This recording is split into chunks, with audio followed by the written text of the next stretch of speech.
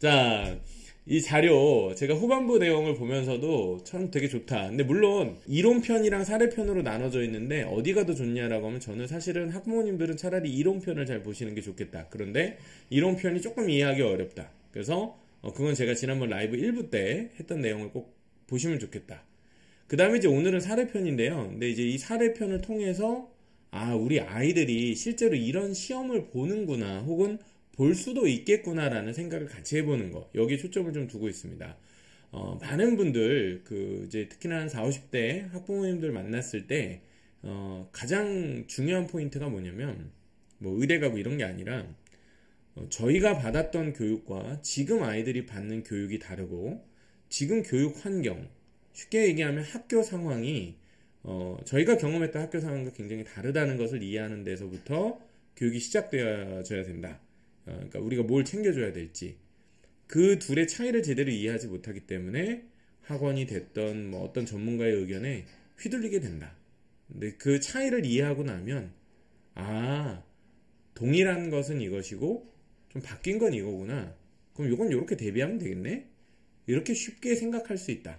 예, 그런 관점을 좀 저는 가지고 있고요. 논서술형평가 역시 지금 당장에는 크게 와닿지 않으실 수 있지만은, 나는 이런 거 안 했었는데 요즘 애들이 이런 거 한다고? 이런 거 곧 하게 된다고? 자, 이런 관점에서 자료를 봐주시면 좋겠습니다. 이 자료 그대 이름대로 검색하시면 인터넷 쉽게 구하실 수 있으니까요. 그래도 이제 점검은 하고 가야 되잖아요. 지난주에 우리 같이 공부했던 내용들 한번 점검해 보겠습니다. 1번 사고의 언어화 부분인데요. 사고의 언어화라는 거는 이제 그런 거죠. 머릿속으로 알고는 있는데 그거를 말로 끄집어낼 줄 알아야 된다. 그래서 객관식은 사실은 그냥 찍어도 맞출 수 있는 문제인데, 정말 내가 제대로 알고 있는지를 확인하기 위해서 말로, 자신의 말로, 언어로 표현하는 법들을 가르쳐야 하고 그것을 평가할 수 있어야 된다. 그걸 평가하는 거, 말로 정말 생각을 평가하려면 뭘로 해야 되냐? 논서술형으로 해야 된다. 뭐 이런 얘기였습니다. 두 번째는 창작한다라고 얘기를 했는데, 자, 뭐 예를 들었던 것들이 뭐 문제를 만들어 보시오라든지, 아니면 특정한 조건을 주고 뭐 그래프를 그려 보시오와 같이 아이들이 자신의 생각을 하나의 과정으로 설계하고 보여줄 수 있는 평가, 과정 평가가 이루어질 수 있는, 아니면 아예 진짜 창작이 될 수도 있고요. 그다음에 세 번째, 탐구 역량 향상을 위한 지식의 구조화. 요거 진짜 저 퀴즈 하나 내고 싶네요. 탐구 역량 향상을 위한 지식의 구조화, 지식을 구조화한다, 체계화한다, 뭐 이런 얘기하면서 제가 약간 강조드렸던 포인트들 중에 이 능력이 굉장히 중요하다 이렇게 얘기했는데, 혹시 기억나시는 거 있나요? 이게 뭐냐면, 좀 힌트, 일반화를 할 수 있어야 되고요. 그러니까 추상화를 할 수 있어야 되고, 그 다음에 구체화를 해서 적용을 시킬 수 있어야 됩니다. 어떤 지식을 학습을 할 때 새로운 영역에 뭔가 이거를 대입하고 확장시키기 위해서, 써먹기 위해서 지식을 일반화, 추상화하고 그것을 다시 구체화시킬 수 있어야 된다. 일반화, 추상화, 이거 왔다 갔다 하는 능력. 이거 뭐라고 제가 지난 시간에 말씀드렸죠? 땡땡땡땡 능력, 이겁니다. 땡땡땡땡 능력인데, 어떤 내가 하나의 지식을 배웠어요. 그걸 새로운 부분에다가 대입을 해요. 확장을 시키는 거죠. 이 과정에서 일반화도 필요하고 구체화도 필요하다. 하나의 그 지식의 핵심을 뽑아내는 과정도 있어야 되지만, 그것을 새로운 또 다른 현상에 대입을 한다. 이렇게 얘기를 제가 해드렸었는데, 제가 이걸 왜 초성까지 알려드리면서 퀴즈를 내드리냐면, 이게 학습이어야 합니다. 그러니까 아이들이 예를 들면 한번 공부를 하지만 단기 기억이 오래 갈 리 없잖아요. 이해한 듯 하지만은 자기 말로 이렇게 내뱉지 못하면 내게 아닌 거예요. 그런데 제가 이렇게 말씀드린 걸 어머님들이 직접 이야기를 할 수 있게 되면, 어머님, 아버님들, 또 우리 구독자님들이 이야기를 할 수 있게 되면 자기게 되는 거예요. 그게 학습이거든요. 이걸 하려고 논서술형 학습을 하는 건데, 저는 이렇게 얘기해요. 영역전이 능력. A라는 영역에서 B라는 영역으로 건너갈 때 우리는 이 둘의 연결고리를 만들어야 돼요. 예를 들면 학교에서 교과서에서 배운 어떤 지식이 있어. 뭐 물리학 지식이 있어. 근데 내가 반도체를 만들어. 그럼 이걸 어떻게 연결할까? 자, 이걸 하려면 교과서에서 배운 지식 중에 핵심 뼈대가 되는 이론이나 개념을 추출할 수 있어야 됩니다. 이거를 일반화한다, 추상화한다 이렇게 표현하고요. 그거를 또 다른 영역인 이제 교과서 영역이 아니라 반도체 영역에 대입합니다. 영역이 달라지죠.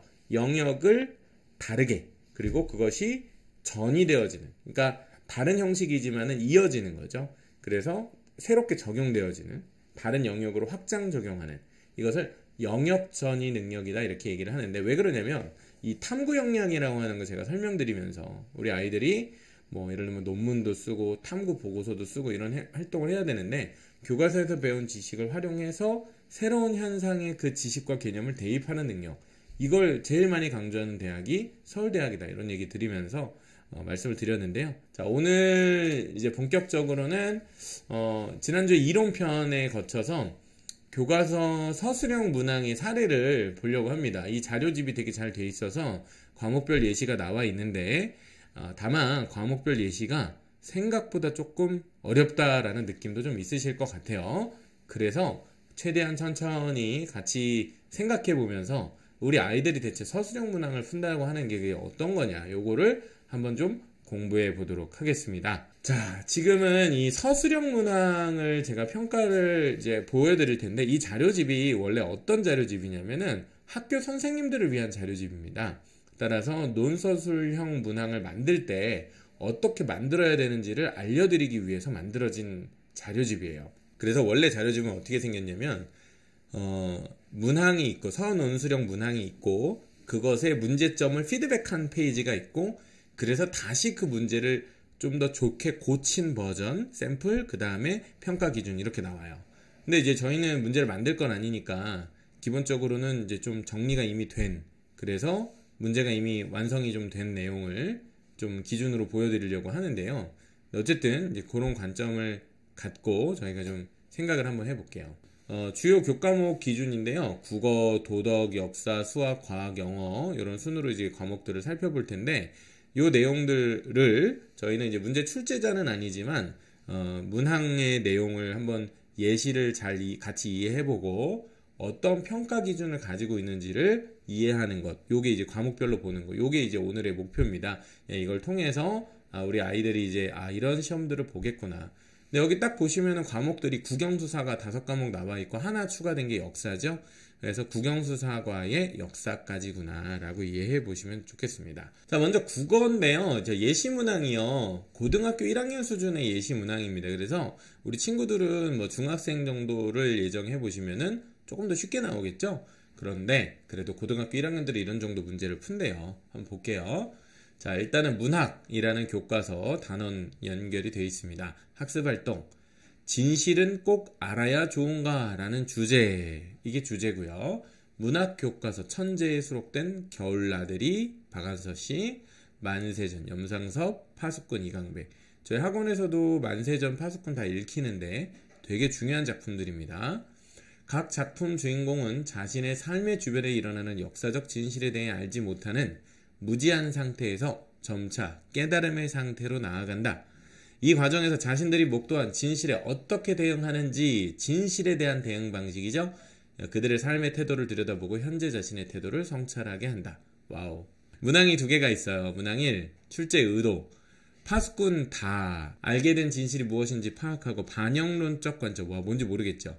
진실을 은폐하려는 촌장의 숨은 의도를 파악하여 소재의 상징적 의미를 해석할 수 있는지를 평가하기 위함이다. 따라서 소재의 상징적 의미 해석이 핵심입니다. 문학작품에 나오는 상징적 의미를 해석할 수 있는가? 2번째, 문항이 자신이 옳다고 확신했던 어떤 일에 대해 타인의 회유에 넘어가 자신의 생각을 처리하는 인물의 역동적인 변화 과정, 그러니까 인물의 심리를 이해하고 변화 과정을 이해하고 인물의 말과 행동을 통해 삶의 태도와 성격을 추론적인 문제로 그의 말과 행동을 통해 그는 어떤 가치관이나 삶의 태도를 가지고 있는지를 평가하는 문항이다. 자, 평가 요소, 작품에 반영된 시대 상황 이해하기, 등장인물의 관계와 특성 파악하기, 인물의 성격 파악하기. 이제 문학이죠. 이제 소설인데, 자, 이제 이렇습니다. 자, 요런 내용이요. 사실은 지금 이게 우리가 주관식인 이제 논서술로 지금 문항을 이야기해서 그렇지, 객관식으로도 지금 시험을 이렇게 보고 있어요, 우리 아이들이. 그래서, 저런 걸 공부하는구나 라고 이해해 주시면 되고, 형식을 보면 이렇습니다. 약간 대화글이 주어지잖아요. 그러니까 뭐 촌장과 다라는 파수꾼이 말을 주고받습니다. 뭐 우리가 흔히 많이 보는 국어 제시문이죠. 그래서 이런 내용을 쭉 읽게 되는데, 아까 이제 우리가 본 것처럼 어떤 여기서 나오는 어떤 상징물 혹은 등장인물들의 어떤 심리적인 변화 이런 것들을 잘 이해했는지를 물어본다는 거예요. 뭘로? 서술로.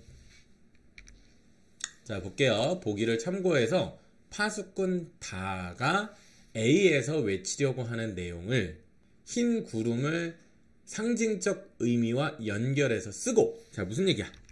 여기 나오는 여기 대시문에 왜 제가 헛짓을 해요? 제가 본 흰 구름은 아름답고 평화로웠어요 라고 하는 여기 흰 구름이 나오는데요. 이 흰 구름이 어떤 상징적인 의미가 있는지를 파수꾼이 외치려고 하는 내용으로 연결해서 써보고 촌장의 의도를 이리떼라는 것의 상징적인 의미, 그러니까 여기 보면 또 이리떼 얘기가 나와요. 이리떼는 처음부터 없었어. 그러니까 이리떼와 흰 구름이 뭐예요? 문학적 상징이라는 거죠. 이 상징을 제대로 이해했는지를 써봐라 라는 얘기예요. 다만 이 보기를 참고해서, 보기는 우리나라 예를 들면 70년대 때 이 작품이 이제 발표가 됐는데요. 당시의 권력자들이 우리나라의 분단 현실을 앞세우며, 그러니까 예를 들면 이제 북한 문제, 안보를 최우선해서 사회 전반에 공포 분위기를 확산시키고 정권의 유리한 방향으로 사회 질서 유지를 위해서 북한을 활용했다, 뭐 이런 얘기인 거잖아요. 그래서 이런 상황에서 고려해서 위에서 얘기한 흰 구름과 이리떼의 상징적 의미가 뭔지를 글로 쓰래요. 보기가 없어요. 이게 핵심이잖아요. 보기가 있으면 알랑말랑 해도 뭔가 찍을 수라도 있는데, 이 논서술의 특징은 이거 모르면 아예 쓸 수가 없어요. 그죠? 그러고 보면 사실 이거는 문학 작품이기도 하지만은 한국의 근현대사에 대한 어느 정도의 지식 정보를 전제하고 있죠. 국어 문제인데 역사를 물어봐? 너무 충격이야. 이렇게 얘기하시지 마시고, 자, 이 보기 내용에 나와 있는 한국의 근현대사 내용은요, 초등학교 때부터 배우는 겁니다. 우리 아이들이 이미 고등학교 1학년 정도 됐다면 학교에서 충분히 배웠던 내용이에요. 다만 그냥 듣기만 하고 내 걸로 이제 학습을 안 한 애들은 이제 이거를 무슨 내용이야 이게 갑자기 이렇게 얘기하겠지만, 정상적으로는 내용 이제 이해하고 충분히 이제 볼 수 있다 이거죠. 자, 다음으로 한번 내려가 보면은 요게 두 번째 문제가 또 있습니다. 파수꾼 다와 촌장의 갈등을 중심으로 둘이 이제 막 의견을, 쉽게 말하면 이제 촌장이 이제 막 억누르려고 하거든요. 근데 파수꾼은 약간 진리를 막 알려주려고 해요. 야, 이럴 때는 없는 거 아니야? 뭐 그런 얘기거든요. 질문에서 구체적인 근거를 이건 되게 중요해요. 이거는 제가 저희 그 교육 프로그램에서도 계속 많이 강조하는 건데, 근거 있게 얘기하는 법을 봐야 됩니다. 그러니까 어제 그건 거 같은데요? 이렇게 얘기할 때 아니잖아 이렇게 얘기하는 게 아니라, 너 뭘 보고 어느 부분을 보고 그렇게 판단한 거야? 그거 좀 골라봐. 이거를 콕 찍어서 얘기를 해줘야 되거든요.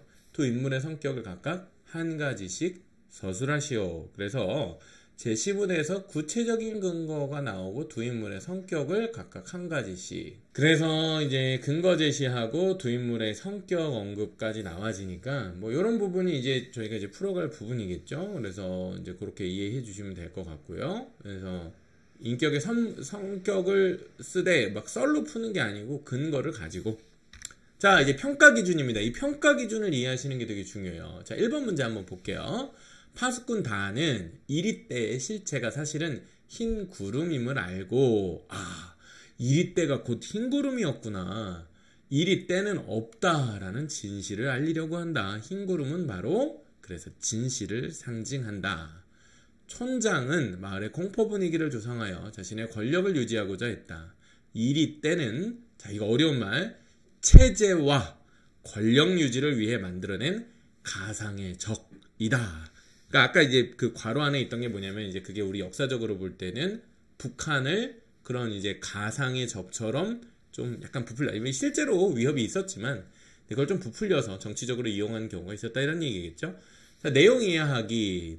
자, 파수꾼 다가 외치려고 하는 내용과 흰구름의 상징적 의미를 정확하게 쓴 경우, 둘 중 하나만 쓴 경우, 의미를 파악 못하고 핵심을 포함하지 못한 경우, 그 다음에 인물 의도 파악하기. 촌장의 의도와 이리떼의 상징적 의미를 정확하게 쓴 경우, 둘 중에 하나만 쓴 경우, 의미를 파악하지 못하고 핵심이 없는 경우. 그러면 이게 왜 4점이 나오는지 이해되시죠? 채점이 객관적으로 되겠습니까? 안 되겠습니까? 당연히 되죠. 채점 어려운 게 아닙니다. 여기 점수대로만 매기면 되잖아요. 그래서 감점도 되고 부분 점수도 받고 그런 겁니다. 자, 밑에 파스쿤 다는 촌장의 회유에 넘어가 결국 진실을 밝히지 못하고 이때가 몰려온다 라고 다시 거짓을 말하게 된다. 이를 통해 권력자의 회유에 설득되는 나약한 성격의 인물임을 알 수 있다. 그러니까 이게 또 설득이 돼요. 파스쿤 다가. 다시 이때가 몰려온다 라고 거짓말. 그러니까 처음에는 진실을 막 밝히려고 하다가 근데 또 촌장의 말이 맞는 것 같아. 이렇게 바뀐다고요. 그 다음에 촌장은 넌 내가 끔찍하게 죽는 것을 보고 싶은 거야? 그러니까 막 협박해요. 나 죽어버릴 거야. 막 이런 식으로. 그래서 자신의 죽음을 연기해서 파수꾼에게 죄책감을 부여합니다. 가스라이팅 하는 거죠. 진실을 밝히려는 달을 교묘한 논리로 굴복시키는 아주 위선적이고 교활하다. 이런 어휘는 아이들이 좀 스스로 생각해내야 될 것 같아요. 위선과 교활함. 타당한 근거 제시. 그래서 이것을 어떤 근거를 지문에서 각각 찾아 제시했는지 2점, 하나만 쓰면 1점, 둘 다 무슨 빵점. 인물의 성격, 다와 촌장의 성격을 모두 각각 다 쓴 경우 2점, 하나만 쓴 경우 1점, 0점, 4점. 이렇게 되는 거예요. 이게 서술형 평가입니다. 이해되십니까? 그래서 서술형 평가에 대해서 자꾸 평가의 객관성에 대해서 우리가 되게 의문을 많이 갖는데요. 전혀 그렇지 않고요. 저렇게 객관적으로 채점이 가능하고 현재 대입 논술도 저렇게 채점이 이루어지고 있어요. 그래서 평가 전혀 걱정하실 필요는 없고 오히려 문제는 뭐예요?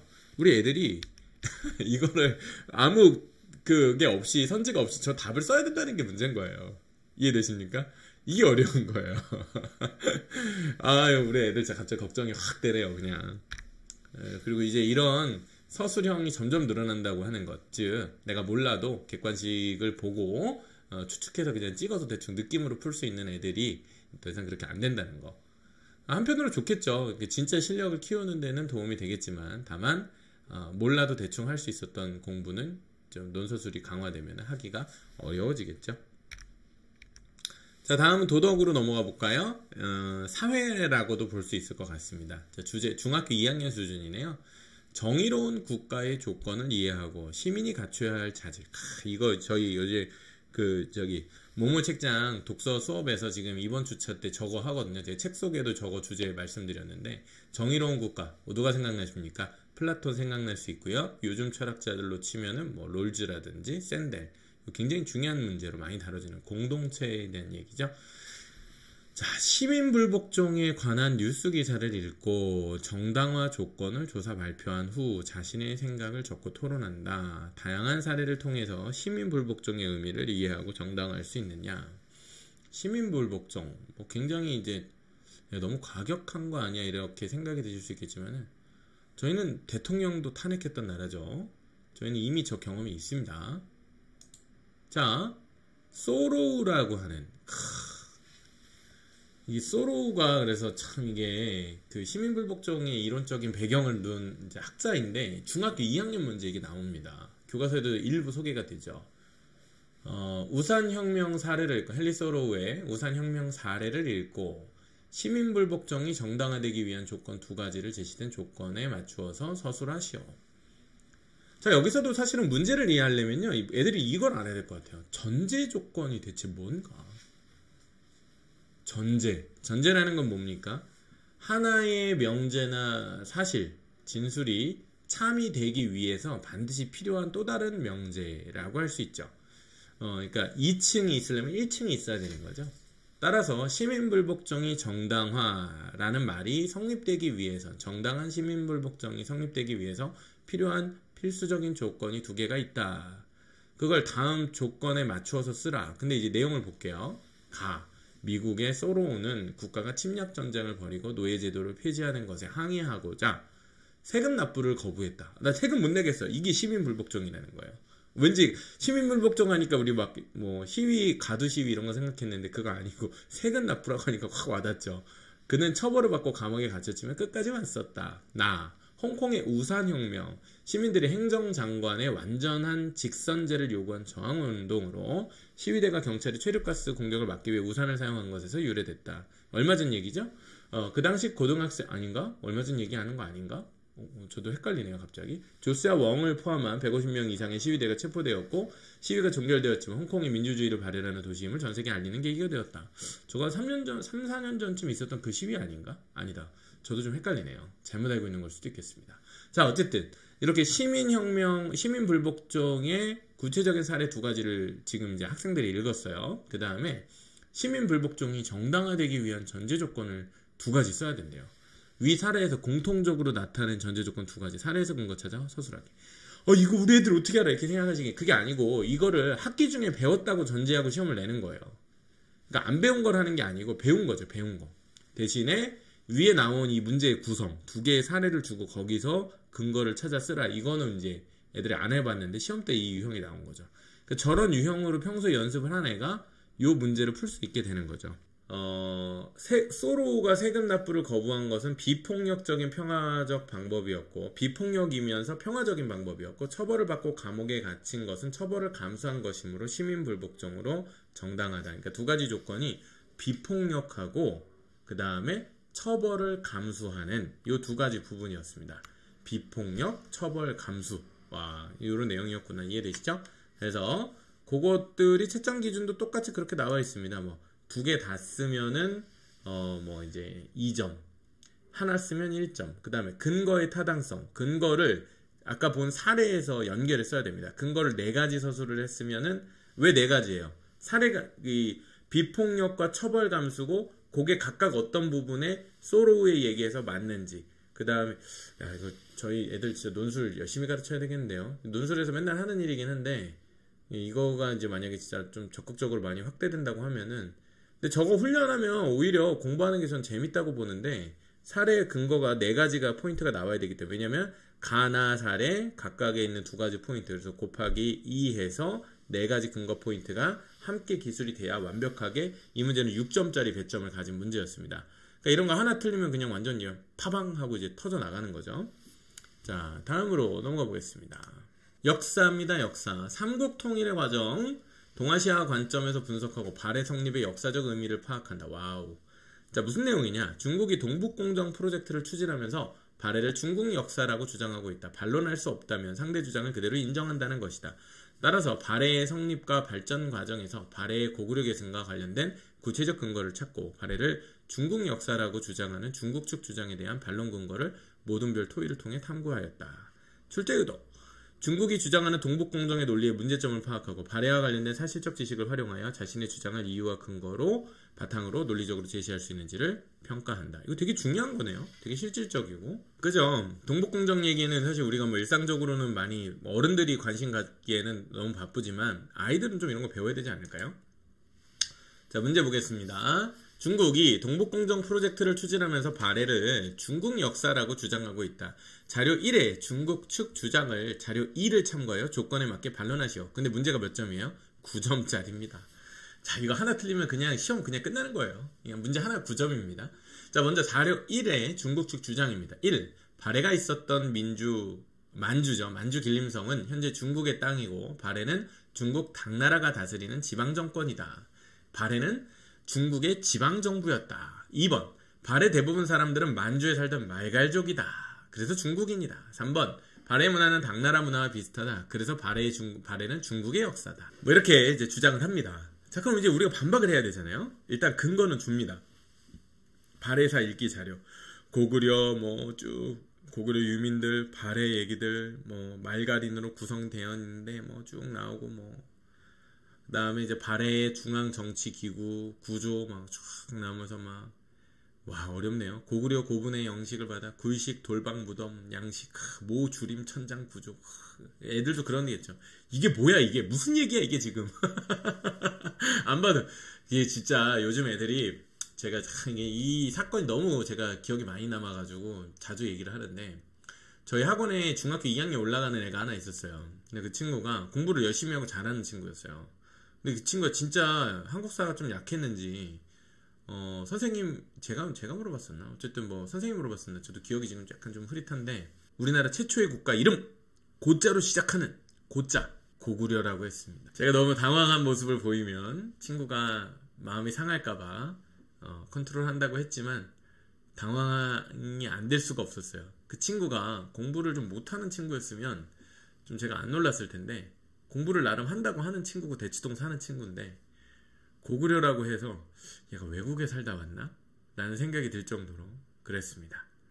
고조선과 고구려를 구분하지 못하는 중학생들임을 감안해 볼 때 발해사 읽기 자료 줘도 되게 어려워할 겁니다. 발해가 어딘데요? 라고 할 거예요. 충분히 그럴 수 있습니다. 자, 조건 보겠습니다. 1번, 발해사가 고구려를 계승한 우리 민족의 역사임을 주장할 것. 따라서 주장의 방식은 정해져 있습니다. 그러니까 발해사는 우리 민족의 역사다. 그러니까 여기에 대해서 막 자기 의견으로 발해사는 원래 그냥 지어낸 거고 이거 오히려 지금 만주 역사여라고 중국 편 들지 말라는 얘기예요. 두 번째, 중국 측이 주장하는 세 가지 이유에 대해 각각 이유와 근거 제시하며 반론할 것. 자, 여기 또 엄청 중요한 거 나왔네요. 이거 진짜 별표 치고 싶습니다. 어머님들, 저기에 자꾸 제가 어머님들이라고 자꾸 하는데 구독자님들이시죠. 죄송합니다. 구독자님들, 이유와 근거를 각각 제시하라고 하잖아요. 그러면 이유와 근거가 다르다는 걸 알고 있어야 돼요. 이유와 근거가 다르죠?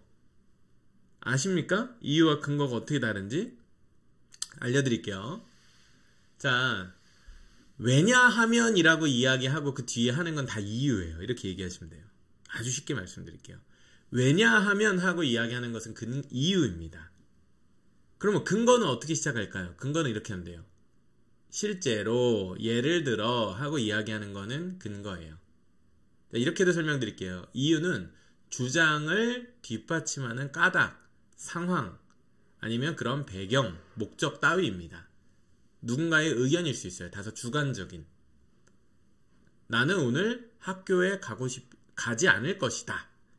왜냐하면 나는 오늘 독감에 걸렸기 때문이다. 됐죠? 요게 주장과 이유예요. 가지 않은 이유, 가지 않아도 되는 이유. 그 다음에 근거는 뭐예요?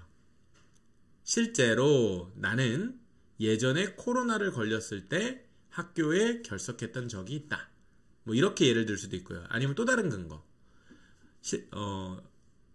실제로 나는 오늘 병원에 가서 독감 진단을 받고 오늘은 학교에 가지 말라는 의사 선생님의 처방을 받았다. 이렇게 입증을 하는 거예요. 따라서 팩트라고 하는 게 근거입니다. 사실이요. 그래서 이유와 근거는 역할이 달라요. 그래서 이유와 근거를 이라고 했으면 문제 자체가 이유와 근거를 구분하고 있는 것이기 때문에 아이들이 그걸 알고 있어야 돼요. 이해되시죠? 자, 그래서 이 반론을 어떻게 쓰느냐 궁금하네요. 저도. 자, 이게 세 가지인데 그냥 좀 짧게 한번 볼게요. 발해는 독자적인 연호를 사용했기 때문에 중앙의 지방정권이라 할 수 없다. 연호 사용. 두 번째, 인구 구성의 숫자만으로 볼 때 발해는 고구려 유민과 말갈족으로 구성이 되어 있었다. 지배층은 고구려 유민이고 피지배층이 말갈족이었기 때문에 구성원의 숫자는 말갈족이 많았지만은 더 지배계급의 의식은 고구려의 유민들이었다. 그러니까 팩트로서 말갈족이 많았던 걸 부정하지는 않고 있네요. 그다음 세 번째, 발해 문화에 당 문화의 흔적이 일부 있다고 해서 중국 역사를 할 수 없고 발해에는 당, 고구려, 말갈 여러 개의 문화적 흔적들이 함께 섞여 있다. 대표적으로는 뭐 온돌, 정예의 공주 무덤, 도자기 불상, 기와, 치미 이런 건 고구려 문화의 영향이다. 이런 것들을 제시할 줄 아는 건데 반론 이유와 근거가 각각 관련성이 있게 논리적으로 제시가 되면 9점을 받고 6점, 3점 이렇게 감점이 됩니다. 이해되시죠? 그래서 이거 되게 중요한 부분이에요. 그래서 실제로 아이들에게 실용적으로도 중요한 부분이 되고 논리적인 사고를 가르치는 데에도 그 평가가 굉장히 유의미하다라고 생각이 됩니다. 자, 그러면 이제 다음으로 이제 드디어 수학 나왔습니다. 제가 수학이랑 영어는 조금 더 자료를 좀 촘촘히 넣으려고 했는데요. 자, 중학교 3학년 수준에서 삼각비 문제를 보도록 하겠습니다. 삼각비의 뜻과 특수각의 삼각비 값을 학습한 후 클리노미터를 활용하여 학교 건물의 폭과 높이를 측정하는 활동을 했다. 이미 이거를 수업 시간에 했다고 가정하고 삼각비, 피타고라스 정리를 비교해 봄으로써 피타고라스 정리는 가까운 거리만 측정할 수 있다는 한계점을 알고 삼각비를 활용하게 되면 여기서 실생활의 문제, 좀 더 큰 부피나 길이를 계산할 수 있게 응용을 할 수 있다. 자, 요거는요, 제가 다른 자료는 이렇게 안 했는데 이 자료집을 보시면은 문제를 어떻게 출제해야 되는지에 대한 선생님들의 고민이 담겨 있습니다. 즉 서술형 평가가 약간 정리가 안 되면 아이들이 어려워질 수 있는데 그 지점이 뭔지를 설명하고 있는 부분이 있어서 수학은 제가 이 자료도 추가로 좀 넣어봤어요.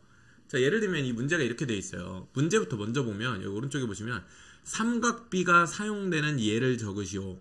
피타고라스 정리의 한계점을 적고 제시문 다의 의미를 적으시오. 다음 그림에서 영희가 구한 삼각비의 값은 잘못되었는데 그 이유를 서술하시오. 4번. 다음 그림은 조지 에베레스트 산의 높이를 구한 방법이다. 삼각비를 활용해서 산의 높이를 구하시오. 자, 문항을 보면은요, 뭐 3점, 2점, 3점. 전체 문제가 10점짜리 문제입니다. 문항이 이렇게 나올 수 있다는 얘기예요. 자, 검토 의견을 위주로 볼게요. 여기 이제 맨 처음에 삼각비에 대한 설명이 나오는데, 자, 여기 보세요. 문항 풀이와 관련 없는 지문은 삭제할 것. 문제 출제가 잘못됐다는 거예요. 이거 없어도 문제 풀 수 있다. 이런 거 괜히 넣지 마라. 애들 괜히 읽을 것만 많아진다. 그 다음에 검토 2번. 지문에 나와 있는 내용을 그대로 적는 문항은 학생들의 수학적 지식과 역량을 평가하지 못하기 때문에 삭제하라. 이게 뭐냐면 아마 삼각비 피타고라스 정리 한계점을 쓰라고 얘기한 이 부분인 것 같아요. 맞나? 두 번째 거 아니다. 삼각비가 사용되는 예를 적으시오. 요게 요 예가 위에 있다 보니까 그걸 문항을 좀 고치라는 의견인 것 같고, 검토 의견 3번은 아니구나. 이게 1번이고 요게 2번 이게 1번 문항이구나. 맞네. 요 2번 문항. 피타고라스 정리의 한계점이라는 표현은 피타고라스 정리에 문제점이 있는 것처럼 생각될 수 있기 때문에 좀 피타고라스 정리를 활용하여 거리를 구할 때 한계점이라는 워딩으로 수정을 하라. 4번. 학생들이 답안을 쓸 때 산의 높이는 h만 쓸 수 있기 때문에 삼각비를 활용해서 산의 높이를 구하는 과정을 함께 서술하도록 수정하라. 이게 발문이에요. 그러니까 제가 이거 보여드리는 이유가 뭐냐면 발문 이해하는 게 되게 어렵다고들 느끼시잖아요. 근데 그 말도 맞아요. 그럼 첫 번째, 문제가 잘못되어 있을 수도 있어요. 문제가 좀 불친절하거나 목적에 맞지 않게 잘못 의도되어 있으면 아이들이 헷갈리는 거예요. 뭐라고 쓸지. 그래서 객관식 문항과 달리 논서술 문항은 문항 만드는 게 굉장히 어려워요. 객관식이 차라리 쉽죠. 자, 그 피드백을 받고 수정된 문항이에요. 보세요. 자, 삼각비는 직각삼각형의 변의 길이와 비율을 줄임말로 직각삼각형에서 한각의 크기와 같은 모든 삼각형은 변의 길이의 비율이 일정하므로 그 표현을 삼각비로 만들어 사용할 수 있다. 삼각비는 멀리 있는 사물을 측정 가능한 범위 안으로 끌어들였고 무엇보다 우리가 우주를 정량적으로 이해할 수 있는 사고의 틀을 만들어 주었다. 1번. 가를 참고하여 피타고라스 정리를 활용해서 거리를 구할 때 한계점이 무엇인지 쓰고 이유를 서술하시오. 그러니 삼각비를 정리할 때 어떠한 한계점이 있는지를 그 내용을 통해서 확인하고 써야 되고요. 2번. 나를 참고해서 삼각비의 뜻을 쓰고 영희가 구한 삼각비의 값이 잘못된 이유를 서술하시오. 영희는 사인 값이 6분의 3, 코사인이 6분의 4, 탄젠트. 이게 왜 틀렸는지를 쓰라는 거예요. 이게 되게 좋은 공부인데. 3번. 다음 그림은 조지 에버리스트가 에베레스트 산의 높이를 구한 방법인데 삼각비를 활용한 산의 높이를 구하시오. 괄호 풀이 과정을 쓸 것. 4점. 그래서 문항이 4개였는데 3개로 줄어들었고 2점, 2점, 4점. 뭐야, 그럼 점수가 10점이 아닌데 이거 뭔가 여기 자료집에서 뭔가 오류가 있는 것 같습니다. 문항이 좀 더 3점, 3점, 4점 이렇게 바뀌었어야 될 것 같은데. 자, 어쨌든 뒤에 이제 갑니다. 점수대가 나와 있는데요. 피타고라스 정리를 이용해서 거리를 구할 때는 직각삼각형의 두 변의 길이를 알아야 하기 때문에 가까운 거리만 측정할 수 있다. 따라서 피타고라스 자체만으로는 가까운 거리만 구할 수 있다라고 하는 한계점을 알 수 있어야 되고요. 그 다음에 두 번째, 삼각비는 직각삼각형의 변의 길이의 비율이다. 제시된 그림은 직각삼각형이 아니므로 구한 삼각비 값이 잘못되었다. 그죠? 직각삼각형 아니었잖아요. 요거 그대로 쓸 수 없죠. 그래서 그게 아니었기 때문에 삼각비가 잘못됐다. 뭐 그렇게 어려운 내용은 아닌 것 같습니다. 다음에 에베레스트 이제 높이 구하는 건데요. 코사인 값이 얼마이므로 A 값이 얼마이고 탄젠트 값이 얼마이고 그러므로 에베레스트 산의 높이는 8.8. 대신에 과정이 나와야 돼요. 평가 기준 보세요. A와 H의 값을 구하는 식과 답이 다 정확한 경우, A와 H 구하는 식과 답 중 3가지가 정확한 경우. 그러니까 식이 2개, 답이 2개, 총 4가지인데 그게 다 맞으면 이제 4점이고 아니면 감점을 계속 당한다라는 얘기입니다. 이해되셨습니까? 수학은 이런 식으로 평가가 이루어지게 됩니다. 논서술식 평가가 우리 아이가 다니게 되는 학교나 학년에 적용이 된다면 이런 내용들을 준비해야 되는구나 라고 생각하시면 되겠습니다. 자, 과학입니다. 과학. 식물이 생명활동에 필요한 에너지를 얻기 위해 양분을 만드는 광합성 과정을 이해하고, 광합성입니다. 중학교 2학년. 광합성 결과 생성된 녹말 검출 실험과 광합성 영향을 주는 요인을 탐구했다. 이미 학교에서 이런 탐구 활동을 한 거예요. 출제 의도, 시험 부분. 수업 시간에 광합성의 의의와 광합성에 영향을 미치는 요인을 학습하고 실험으로 모두 수행했기 때문에 기본적 개념과 이해 정도 탐구 설계 능력이 향상되었는지 평가하고자 한다. 그러니까 평가 문항의 내용은 광합성, 광합성에 영향을 주는 요인, 광합성 과정, 그리고 기능으로서는 탐구, 설계, 분석, 해석을 할 수 있는지. 자, 뭐 요렇게 마찬가지로 광합성 작용에 대한 실험 정보를 주고 이제 학생들의 문제를 풀게 하는데 검토 의견이 있지만 지금은 이 부분을 생략을 하고 넘어가 볼게요. 시금치 잎에 빛을 비추어서 시금치 잎이 떠오르도록 하는 실험. 오, 시금치 잎에 빛을 비추면 시금치가 떠오르나봐요. 재밌네요. 시금치 잎 조각 6개를 25도씨에 1% 탄산수소 나트륨 수용액에 담긴 비커에 가라앉힌다. 이런 거 딱 보자마자 일단 머리가 멘붕 오는 애들도 있을 거예요. 왜 25도씨인가? 왜 1%인가? 탄산수소 나트륨은 과연 무엇인가? 전구 한 개를 일정 거리에 두고 빛을 왜 비추는가?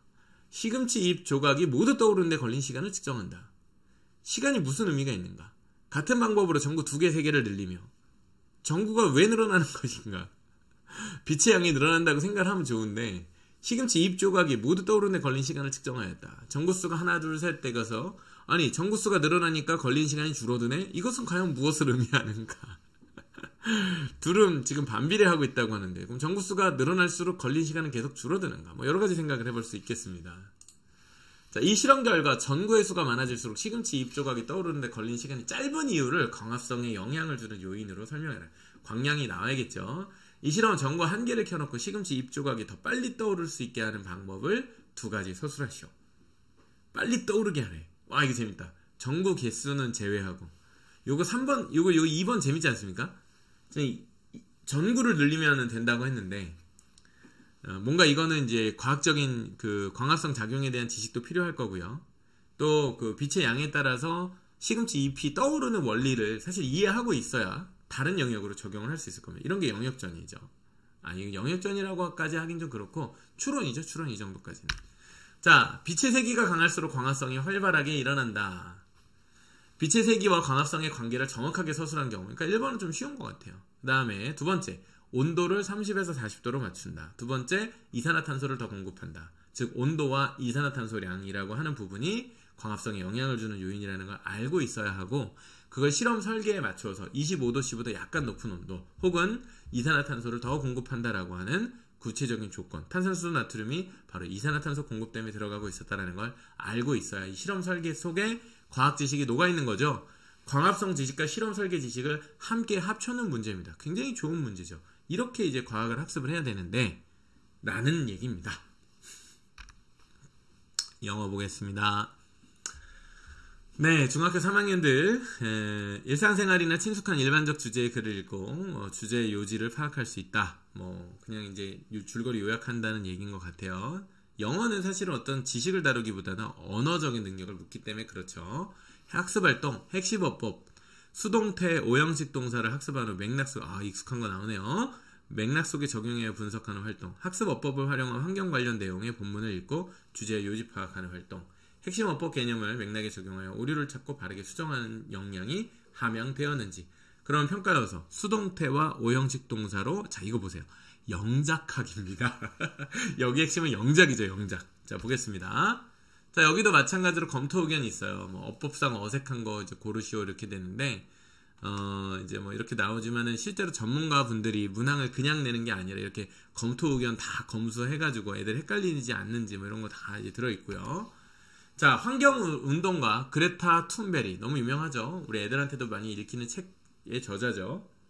기후위기 대응 실천 촉구 연설의 마지막 부분 영어로 되어 있습니다. 글을 읽고 아래의 질문에 답하시오. Now we are almost at the end of my talk. 이렇게 쭉 나오는데 저보다 영어 잘하시니까 잘 읽으시리라고 보고요. 근데 A 밑줄 친 부분 얘기했네요. Plastics should use. 힌트는 좀 나와 있네요. 밑줄 친 A에 들어갈 문장을요. 문맥에 맞게 주어진 조건을 활용해서 영작하죠. 3점입니다. 수동태를 꼭 쓰라. 주어진 단어를 모두 사용하라. 어법과 의미상 필요한 경우 단어를 추가하라. 요 정도 영작이에요. 그러니까 밑도 끝도 없는 건 아니고. 두 번째, 조건의 두 질문에 대한 자신의 생각을 영어로 쓰라. 이거 좀 더 어렵다. 그죠? 5점입니다. What does Toomberi ask us to do? 우리가 뭘 하라고? 요거는 독해를 잘 했는지. 근데 다만 그것에 대한 확인을 객관식으로 물어보는 게 아니라 영작으로 쓰게 한다는 거죠. Ask us to do. 우리에게 하도록 요구하고 있는. 그런 부분 지문에 아마 힌트가 있겠죠. So, what will you try to do? 이거는 좀 약간 뭐랄까요? 좀 열린? 그러니까 그냥 뭔가 쓰면 점수 줄 것 같은 그런 부분이죠. 하지만 써야 하는. 뭐라도 써야 하는. 자, 위쪽. Plastics should not be used 라고 해도 되고 그게 아닌 다른 예시들도 밑에 주고 있습니다. 따라서 이게 이제 논서술의 또 특징이죠. 정답이 하나의 형태가 아니라 다른 베리에이션이 있고 그게 내용상 맞고 문법상 맞다면 인정해 줄 수 있는 것입니다.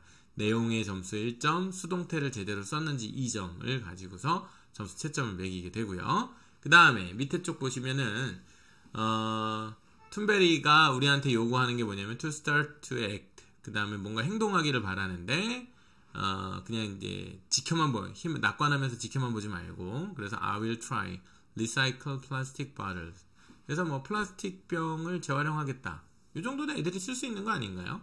그래서 주장의 요지를 제대로 이해했는지, 나의 실천 계획이 모두 나왔는지, 5형식 구문을 활용해서 적용을 했는지, 그 다음에 언어적 사용, 어휘, 어법에 오류가 없었는지를 가지고서 평가를 한다 이 얘기입니다. 와, 어렵죠? 근데 실제 고등학교 논서술 문제는요, 이거 지금 중학교 수준을 봤거든요. 이 문제가 아마 중학교걸요? 중학교 3학년인데 고등학교 예시 문제 훨씬 어려워요. 그래서 실제로 우리 아이들이 이런 문제를 저희 이제 학부모님들, 구독자님들 때는 전혀 우리가 안 봤었지만은 지금은 우리가 이제 우리 아이들이 이런 시험을 봐야 되는 상황이 점점 가까이 되어지고 있고 지금 이미 일부 보고 있기도 하다 얘기를 해보겠습니다.